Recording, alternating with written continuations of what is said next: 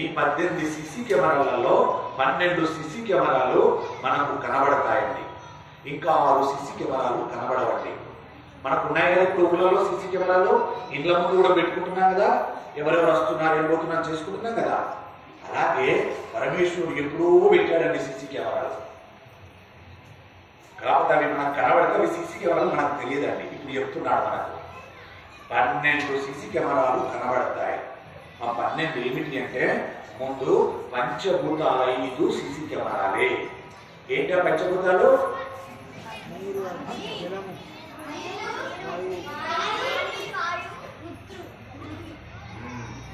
గాలి, నీరు, నిప్పు, భూమి, భూమి నీలాంటి ఒకటే, ధరణి అన్నా ఒకటే, పృథివీ అన్నా ఒకటే, ఇవన్నీ ప్రతినిధులు వస్తాయి. ఈ 5 పంచభూతాలండి కనబడుతున్నాయి. 5 మనం చూస్తున్నాము. 5 ఒక్కొక్కరున్నారా? ఏముందా? 5 పంచభూతాలు కనబడతాయండి. భూమి కనబడుతుంది, ఆకాశం కనబడుతుంది, నీరు కనబడుతుంది, నిప్పు కనబడుతుంది. ఇంకా కనబడదు ఏంటండి? గాలి ఒక్కటే కనబడలేదు. కనబడదా గాలి? మనకు కనిపిస్తుందండి. పెద్ద సుడిగాలు వచ్చిందన్నమాట. అదే ఇంకో గాలి వస్తుంది చూడండి. కనబడుతున్నాయి కదా అనేది మనకు కనబడండి. పెద్ద గాలి వస్తామా? గాలి వస్తుంది, బట్టలను లోపలేసి తీసుకోండి అంటుంటారు కదా మాటలందరూ, సామాన్లను సర్దుకుంటుంటారు కదా. గాలి కూడా కనబడుతుందండి. ఈ పంచభూతాలు 5 కనబడతాయి. ఈ 5 కూడా సీసీ కెమెరాలే రికార్డింగ్ చేస్తూ ఉంటాయి. తర్వాత సూర్య చంద్రులు ఇద్దరు కూడా సీసీ కెమెరాలే. మీరిద్దరు కనబడుతున్నారా? సూర్యుడు చంద్రుడు కనబడుతున్నాడు కదా. సూర్య చంద్రులు ఇద్దరు సీసీ కెమెరాలే. తర్వాత రాత్రి పగలు కనబడుతుందా? ఇప్పుడు రాత్రి కనబడుతుందా చీకటి? ఇది సీసీ కెమెరానే. పగలు కనబడుతుంది కదా, అది సీసీ కెమెరానే. ఎన్ని వచ్చినాయి? సూర్యోదయము, సూర్యాస్తమయం, ఇవి కూడా సీసీ కెమెరాలే. సూర్యోదయం కనబడుతుంది కదా మనకు, సూర్యాస్తమయం కనబడుతుంది కదా.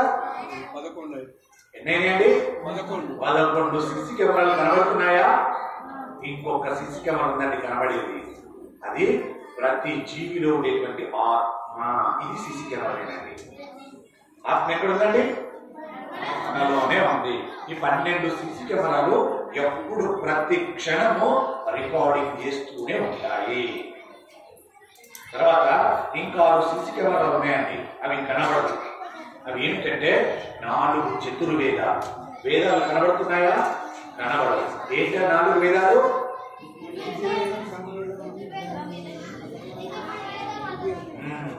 ఋగ్వేదం, యజుర్వేదం, సామవేదం, అధర్వణ వేదం. ఈ 4 వేదాలు కూడా సీసీ కెమెరాలేనండి. ఇవి 4 కనబడవండి. ఇంకొక 2 ఉన్నాయి. 6 కనబడే అన్నాం కదా, ఇంకొక 2 ఉన్నాయండి. ఆ 2 ఏంటంటే సత్యము, ధర్మము. సత్యం కనబడుతుందా అండి? సత్యం కనబడతలేదు. మనకు రుజువేంటి? ఒక విత్తనాన్ని దిద్దాం, భూమిలో వెళదాం, అది కనబడుతుందా మనకు? సత్యం ఉంది కాబట్టి మొలకెత్తుతుంది. నీళ్ళు వస్తే అంటే అది సత్యం. మొలకెత్తిన తర్వాత దానికి 2 ఆకులు వస్తాయి. ఆకులు ఎలా వస్తున్నాయి మనకు కనబడుతుందా? అంటే సత్యం ఉంది, మనకు కనబడదు.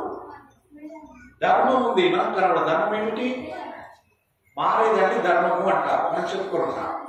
ఎలా మారుతుంది ధర్మము?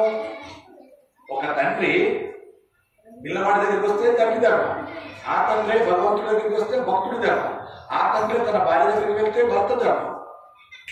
ఎక్కడికి వెళ్తే అక్కడ ధర్మం మారుతూ ఉంటుంది.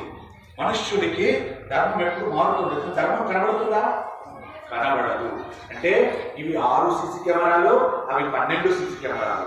మొత్తం 18 సీసీ కెమెరాల సంరక్షణలో ఈ జీవాలు 84 లక్షల జీవాలు తమ యొక్క కర్మలను నిర్వహిస్తున్నాయండి.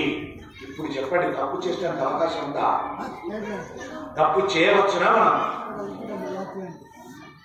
ఇది తెలియాలి ముందు మనకు. ఇది తెలిసి తప్పు ఎక్కడ వేస్తామండి? ఎవరో నాన్నోడు మూర్ఖుడు ఉండొచ్చు. ఏమంటాడో తెలుసా? ఎవ్వడు లేని చోట నేను తప్పు చేస్తే ఎవరు చూస్తాడు అంటాడేమో. ఎవ్వరికి కనబడకుండా ఓ 4 పెద్ద గ్లాస్ తెచ్చేసుకుంటాను, చుట్టూ అమర్చుకుంటాను, ఎవరు లేకుండా గ్లాస్ లో పోయి తప్పు చేస్తాను అంటాడు. చూసేవాళ్ళు లేదు అక్కడ. ఎవరున్నారు అక్కడ? ఎవరున్నారు? కనబడకండి. సూర్యచంద్రులు కనబడు, పంచభూతాలు కనబడకుండా నేను మొత్తం ప్రాక్టీస్ చేసుకుంటా. ఎవరు చూస్తారు? కన్నులు కాదే, ఆత్మ చూస్తుంది. రెండు, మనకు స్పేస్ ఉంది కదా, స్పేస్ అంటే నేను పెద్ద ఒకటి చతుర్వేదంగా పెట్టి ఉన్నాడు, దాంట్లో స్పేస్ ఉంటుంది కదా, ఆత్మ చూస్తుంది, ఈ స్పేస్ కూడా చూస్తుందండి. అవి రికార్డింగ్ చేస్తుంటే నేను చేసే తప్పు అందులో ఇవి ఏం చేస్తాయండి, మళ్ళీ వెంటనే దాటకు అందించేస్తాయి. అయ్యా అలాంటి జీవి అలాంటి సమయంలో ఎవ్వరు చూడకుండా ఒక తప్పు చేశాడయ్యా అంటే అక్కడ లిఖించబడ్డది. ఒక రోజు నాడు ఈ 100 సంవత్సరాలు అయిపోయిన తర్వాత ఇందులో పోయి ఈ దేహంలోకి నీ ఆత్మ బయటకు వెళ్ళిన తర్వాత వెళ్ళాలి కదా అక్కడికి. వెళ్తే ఈ మనుష్యుడికి 3 ఉంటాయండి. ఒకటి సంచిత కర్మ అంటారండి. 3 కర్మలు ఉంటాయి మనుష్యుడికి. సంచిత కర్మ అని ఒకటి ఉంటుంది, ప్రారంభ కర్మ అని ఒకటి ఉంటుంది, ఆగామి కర్మ అని ఒకటి ఉంటుంది. ఈ 3 మనుష్యుడు నడిపిస్తుంటాడండి. సంచిత కర్మ డిపాజిట్ అండి. సంచిత కర్మ అంటే మనం బ్యాంకులో డిపాజిట్ చేసుకుంటాం కదా డబ్బులు సంపాదించి, అలాంటిదే ప్రతి జీవికి సంచిత కర్మ అని ఒక డిపాజిట్ ఉంటుందండి అక్కడ.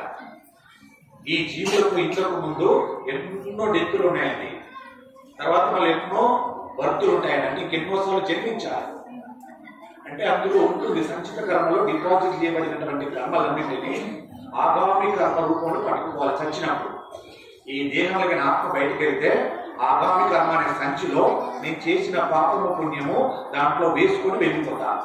పోతే దాన్ని తీసి మళ్ళీ సంచిత కర్మలో డిపాజిట్ చేస్తారండి. మనం అంతే కదా, సంపాదించిన డబ్బును బ్యాంకులో తీసుకెళ్తే వాళ్ళు అలానే చేస్తారు కదా డిపాజిట్. మనం 4 డిపాజిట్ చేసినాం కూడా దాంట్లో ఏ డిపాజిట్కి ఎంతో వాళ్ళు డిపాజిట్ చేసి ఇస్తారు కదా, చేసి ఇప్పిస్తారు కదా.